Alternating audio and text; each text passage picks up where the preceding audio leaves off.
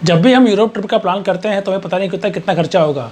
अगर मैं आपसे ये कहूँ कि आप यूरोप के 3 बेस्ट सिटीज़ सिर्फ 70,000 में घूम सकते हो तो आपको यकीन नहीं होगा। इस वीडियो में आपको बताऊंगा कि मैं जब भी आप यूरोप टूर का प्लान कर रहे हो तो आप उसको किस तरह से प्लान कीजिए और अपना ड्रीम वैकेशन अपने बजट में कीजिए। वही अगर बजट की बात करें तो आप जब भी ग्रुप टूर में जाते हो तो कम से कम आप 1.5 से 2 लाख रुपया पर हेड आपको खर्चा आता है। वही अगर आप खुद के प्लान करते हो तो ये आप काफ़ी आधे से भी कम रेट में आप इसको कर सकते हो। ऐसे अगर आप देखो यूरोप तो उसको 3 रीजन में आप डिवाइड कर सकते हो, ईस्टर्न यूरोप, सेंट्रल यूरोप और वेस्टर्न यूरोप। अगर हम बात करें तो पहले लोगों की काफ़ी धारणा थी कि ईस्टर्न यूरोप काफ़ी सस्ता पड़ता है। अगर आप वेस्टर्न यूरोप जाओ तो काफ़ी लोगों की धारणा थी कि सबसे महंगा जो होता है वेस्टर्न होता है। लेकिन जब भी मैंने प्लान किया था अपने यूरोप टूर के लिए तो मैंने सोचा कि बजट से पहले आपको ये देखना है कि आपको वीज़ा कहाँ से इजीली मिलेगा।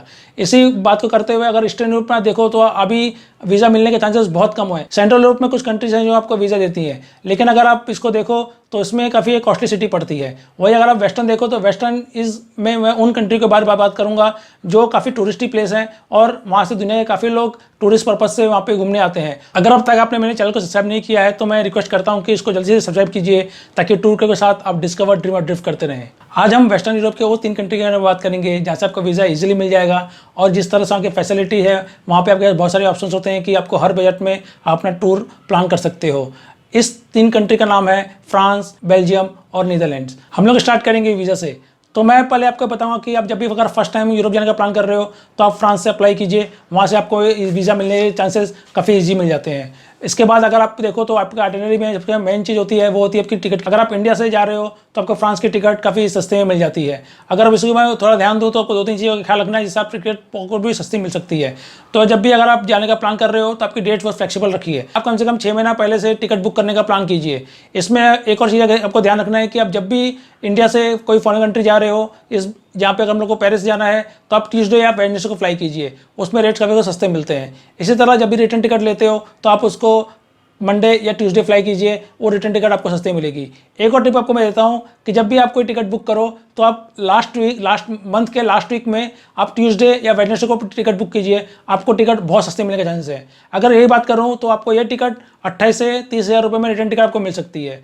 इसके अलावा एक और चीज़ का ध्यान रखिए, मैं आपको इसलिए बोलता हूँ कि जब ये यूरोप में आप जाते हो तो वहाँ के जो सिटीज़ हैं और जो बाकी लगी हुई कंट्रीज़ हैं वो 2 से 3 घंटे के जर्नी के आप उसको आराम से पहुंच सकते हो। तो मैं आपको रिकमेंड करता हूं कि जब भी आप यूरोप में जाओ तो कम से कम 2 से 3 कंट्री को इंक्लूड कीजिए ताकि आप उसको और भी अपना वेकेशन एंजॉय कर सकते हो और ऑफकोर्स कॉस्ट तो आपकी बचेगी। उसका भी एक रीज़न है जो मैं आपको बताऊँगा। इसमें आप ये भी कर सकते हो कि आप इसको मल्टी सिटी ले सकते हो। तो आप जैसे यहाँ से मुंबई से आप पेरिस जा रहे हो और आते हुए आमस्टरडैम से मुंबई आ जाइए, या जो आप जिस सिटी में रहते हो वहाँ की टिकट देखिए। तो मल्टी सिटी का यह फायदा है कि आप जर्नी स्टार्ट करते हो और बीच में ट्रैवल करके आप 2-3 घंटे में वो सिटी पहुँच जाते हो, घूम के वापस से अपनी कंट्री में आ जाते हो। इससे अगर आपको 1-2 हज़ार रुपये एक्स्ट्रा भी देना पड़े तो आई थिंक ये अच्छा प्रपोजिशन है और ये आपके लिए काफ़ी फायदा होगा। अब बात करेंगे हम लोग होटल की। अगर आप देखो तो फ्लाइट के बाद सबसे महंगा जो पड़ता है वो आपका होटल पड़ता है।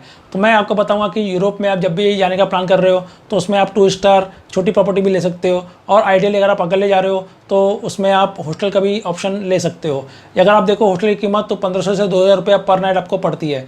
और आपको देखो तो हॉस्टल भी इतना कोई जिनका जो बेसिक कम्युनिटीज़ होती है वो काफ़ी होटल्स के मिलती जुलती होती है, तो आप उसको कंफर्टेबली आराम से आप रह सकते हो। ऑफकोर्स थोड़ा सा आपको रूम शेयर करना पड़ेगा। वही अगर कपल जा रहे हो तो हॉस्टल में इनको सेपरेट रूम भी होते हैं। तो मैं रिकमेंड करता हूँ कि आप जब भी जाओ अकेले या फैमिली के साथ आप अपना एक सेपरेट रूम ले सकते हो। उसमें भी अगर आप देखो तो ये तो आपको और सस्ता पड़ता है। अगर आप पर हेड जाओ तो आपको ये 1500 से 2000 रुपये पर नाइट आपको ये चार्ज लग सकते हैं। वही अगर फैमिली के साथ जाओ तो थोड़ा सा और सस्ता पड़ सकता है। तो आप जब भी यूरोप जाने का प्लान कर रहे हो तो आप 2 स्टार या फिर हॉस्टल में रहने के लिए प्लान कीजिए, ये आपके लिए बहुत ही सस्ता पड़ता है। इसके अलावा एक और चीज़ आपको बोलूँगा कि काफ़ी जगह अगर आप हॉस्टल में रह रहे हो तो ब्रेकफास्ट फ्री नहीं होता है। तो उसमें कभी ऑफर्स भी होते हैं कि अगर एक साथ आप 2-3 दिन का नाश्ता का अगर आप कूपन ले लेते हो तो आपको सस्ता पड़ता है। तो मैं रिकमेंड करता हूँ कि आप जब भी ऐसे होटल में जाएँ जहाँ पे आपको ब्रेकफास्ट इंक्लूडेड है वो काफ़ी अच्छा रहेगा, या फिर अगर नहीं भी है तो आप ये कोशिश कीजिए कि आप उसको ब्रेकफास्ट इंक्लूड कीजिए। अगर आप कोई वजह से अगर आपको लगता है कि वेजिटेरियन या फिर आपको स्पेसिफिक इंडियन खाना से आपको ये चीज़ें महंगी पड़ती हैं तो आगे मैं वो बताऊंगा कि और उसके क्या तरीके हैं जिससे आप खाने का भी आप उसको बंदोबस्त कर सकते हो। जिस तरह से मैंने बताया था कि जब भी आप टिकट बुक करते हो तो आप उसको वीकेंड में ज़रा अवॉइड करने की कोशिश कीजिए। आप जब भी फ्लाई करते हो तो ट्यूसडे वेडनेसडे फ्लाई कीजिए और रिटर्न टिकट आप मंडे या ट्यूसडे का रखिए। यही बात आपके लागू होती है आपकी होटल में या हॉस्टल में रहने की। तो इसलिए मैंने ये प्लान मैंने इसलिए बनाया था, इसलिए मैं ब्रुसेल्स गया था, क्योंकि जब भी आप कोई भी बड़े सिटी में आते हो तो वीकेंड में आपको रहने का खर्चा काफ़ी बढ़ जाता है। तो इस तरह से आप प्लान कीजिए कि अगर पेरिस में जा रहे हो तो आप ट्यूसडे को फ्लाई कीजिए और वहाँ पर ट्यूसडे पहुँचेंगे, आप वहाँ पर थर्सडे फ्राइडे तक रहिए और फ्राइडे के बाद आप चले जाइए ब्रुसेल्स। ब्रुसेल्स एक छोटी सी सिटी है और इतना टूरिस्ट प्लेस नहीं है, जहाँ पे आपको रहने का खर्चा काफ़ी सस्ता पड़ता है। वहीं पे आपको एक और एडवांटेज होता है कि आप जब भी वीकेंड में पहुँचते हो ऐसी छोटी सी सिटी में तो वहाँ पे लोकली बहुत आराम से आप इसको एंजॉय कर सकते हो। वही अगर आप पेरिस की बात करो या एम्स्टर्डम की बात करो तो वीकेंड्स पे वहाँ पे काफ़ी लोग टूरिस्ट होते हैं जो बाहर से सिर्फ वीकेंड्स के लिए आते हैं, और जो भाई बहुत ही आपको चीज़ें भी घूमने जाओगे तो बहुत आपको भीड़ मिलेगी और आपको जो होटल है वो काफ़ी महंगा पड़ता है। तो मैं रिकमेंड करता हूँ कि आप इसको स्पेशली ध्यान रखिए कि आप जब भी यूरोप में जा रहे हो तो आप वीकेंड कोई छोटी सिटी जो लगी हुई छोटी सिटी है वहाँ पर रहिए, जिससे आप अपना पैसा और बचा सकते हो। तो ये बात जरूर रखिएगा कि जब भी आप कोई सिटी, अगर आप एक सिटी भी जा रहे हो, अगर आप जा रहे हो पेरिस जा रहे हो या एम्स्टर्डम जा रहे हो तो आप इसको वीकेंड में आप एक छोटी सिटी में रहिए, और अगर चाहिए तो आप वीकडेज में फिर से उस सिटी में आइए और उसको आप वहाँ से अपनी जर्नी कंटिन्यू कर सकते हो। अगर आप यूरोप में देखो तो वहाँ पे ट्रांसपोर्टेशन की फैसिलिटी काफ़ी अच्छी होती है। तो जब भी आप कोई होटल या हॉस्टल में रह रहे हो तो आपको इतना ध्यान रखना है कि वहाँ से आपके मेट्रो स्टेशन नज़दीक होना चाहिए। जब भी आप मेट्रो के साथ आसपास रहते हो तो आप अपने जो ट्रैवल डेस्टिनेशन है या जो टूरिस्ट अट्रैक्शंस है उसको आप आराम से घूम सकते हो। लोकल ट्रांसपोर्टेशन ऐसी चीज़ें जो आपको पता नहीं चलता कि आप कभी पहुंचोगे तो आपको कितना खर्चा होगा, उसी के लिए आप मेट्रो लीजिए। अगर आपको टूरिस्ट अट्रैक्शन एक साथ घूमना है तो आप हॉप ऑन हॉप ऑफ बस भी आप ले सकते हो।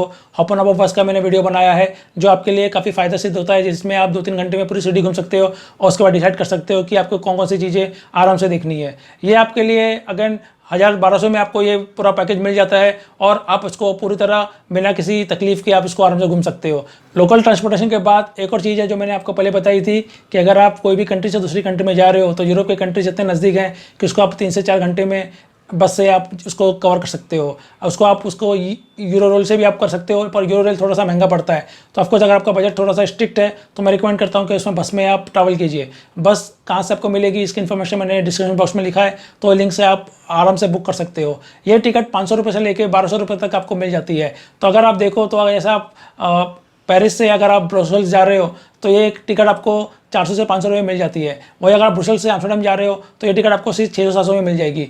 वही अगर आपको टिकट लिए फ्रांस से, मतलब मुंबई से फ्रांस जा रहे हो और फ्रांस से रिटर्न आप अपने कंट्री में जा रहे हो तो एम्स्टर्डम से पेरिस भी आप 1000 से 1200 रुपये में आप उसको कवर कर सकते हो। तो ये अगर आप देखो तो ये 2000 रुपये, 2500 रुपये में आप ये तीनों सिटीज़ में आप बस में आराम से घूम सकते हो। और इसकी जो बस की जो फैसिलिटी होती है वो काफ़ी लग्जरी होती है। इसमें आपको लगेज की भी चिंता नहीं है कि आपको कितना लगेज कैरी करना है, कोई लिमिट नहीं है। और उसके अलावा आपको वाईफाई मिलता है, आपको एंटरटेनमेंट यूनिट मिलता है। उसके अलावा मैंने आपको एक वीडियो बनाया था जो मैं सिंगापुर से मलेशिया बस में गया था, तो ये बस तो फर्स्ट क्लास थी, लेकिन ये आपको जो बेसिक कम्युनिटीज़ हैं वो आपको लगेगा आपको फ्लाइट की तरह ही मिलेगी।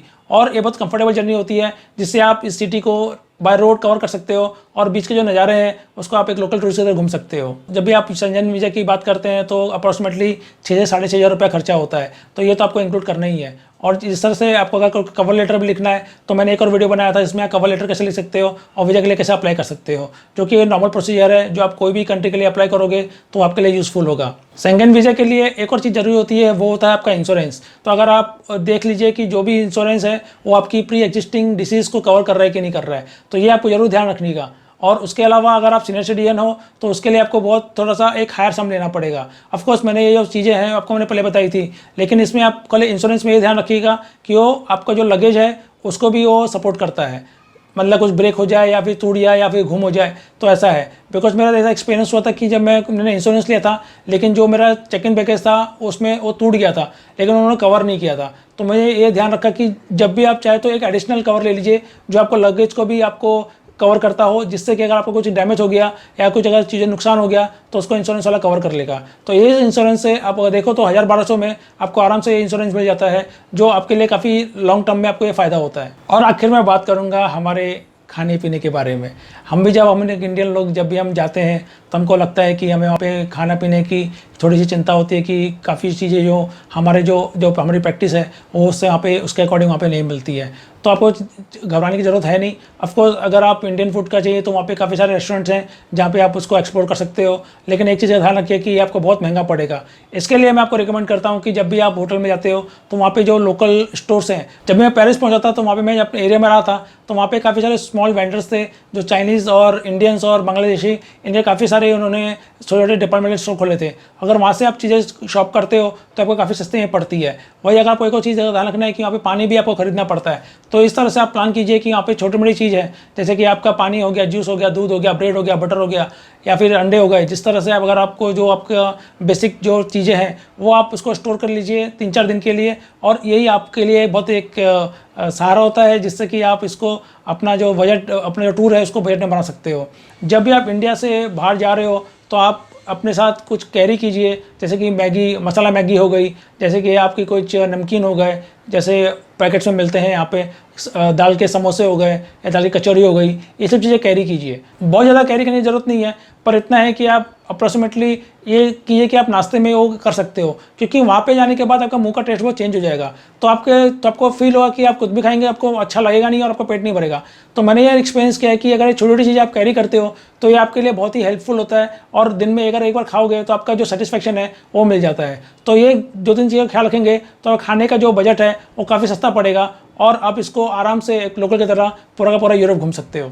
अब जैसे मैंने बताया था कि हम इसको पूरा का पूरा अभी हम लोग कवर करेंगे कि हम लोग वहाँ पे अगर यूरोप का प्लान कर रहे हो तो आप किस तरह से इसको प्लान कर सकते हो 70,000 रुपये में। जैसे मैंने आपको पहले वीडियो में प्रॉमिस किया था कि इसको आप लोग आज 3 सिटी में घूमेंगे, वो है आपकी पेरिस, आपका ब्रसल्स और आपका आम्स्टरडैम। तो मैं आपको रिकमेंड करता हूँ कि पहले आप जो टिकट है वो फ्लू बुक कराइए, तो उसकी जो अप्रोक्सीमेटली कॉस्ट होगी वो होगी 30,000 रुपये। वही अगर आप मैंने होटल की बात की थी तो होटल में जो अकोमोडेशन था, आप हॉस्टल में रहिए या टू स्टार होटल में रहिए, तो मैंने पर हेड कुछ उसको 1,500 रुपये का पर हेड लिया था, जो आपको 7 दिन का अप्रोक्सीमेटली 14,000 रुपये पड़ेगा, 14,000 रुपीज़। वही मैंने बस की बात की थी जो पेरिस से ब्रसल्स, ब्रसल्स से आम्स्टरडैम, और इनके जगह की आपकी अगर रिटर्न टिकट है तो आम्स्टरडैम से पेरिस। अगर बस की टिकट पकड़ो तो अप्रोक्सीमेटली आपको 2300 से 2400 रुपये तक का आपको ये सम आता है। वही आपको इंश्योरेंस की बात करो तो 1,000-1,200 में आपको इंश्योरेंस मिल जाएगा। वीज़ा जो भी आपकी कीमत है 6,000 6,500 रुपये, जो भी आपको उसमें जिस सिटी से आप अप्लाई कर रहे हो उससे आपको ये कॉस्ट पड़ेगी। फूड का मैंने बताया था, तो उसको फूड में आपको ये ध्यान रखना है कि आपको अप्रोक्सीमेटली 1,200-1,300 रुपया पर डे आपको इंक्लूड करना है। जैसे मैंने आपको टिप्स दिए थे कि आप अगर डिपार्टमेंटल स्टोर में जाते हो और अगर थोड़ा आप कैरी भी करते हो तो ये आप 7 दिन के लिए अप्रोक्सीमेटली 10,000 रुपये खर्चे होंगे, और जो लोकल ट्रांसपोर्टेशन है उसको आप 1,000 रुपया पर डे पकड़ लीजिए। अगर ये दोनों जोड़ते हैं तो ये अप्रोक्सीमेटली 70,000 के आसपास पड़ता है। तो जिस तरह से मैंने आपको बताया था कि अगर इस तरह से आप प्लान करोगे तो आप अपना जो ड्रीम वैकेशन है यूरोप का वो 70,000 में कवर कर सकते हो। अगर आपको मेरा वीडियो पसंद आए तो लाइक जरूर कीजिएगा, कुछ क्वेश्चन है तो आप कमेंट बॉक्स में लिखिए, मैं आपको जवाब देने की कोशिश करूँगा, और शेयर जरूर कीजिएगा अपने दोस्तों के साथ जिन्हें दुनिया घूमने का शौक है। अगर अब तक आपने मेरा चैनल सब्सक्राइब नहीं किया है तो टूर क्रेव को जल्द से सब्सक्राइब कीजिए, ताकि इसी तरह आप टूर क्रेव के साथ डिस्कवर, ड्रीम और ड्रिफ्ट करते रहें।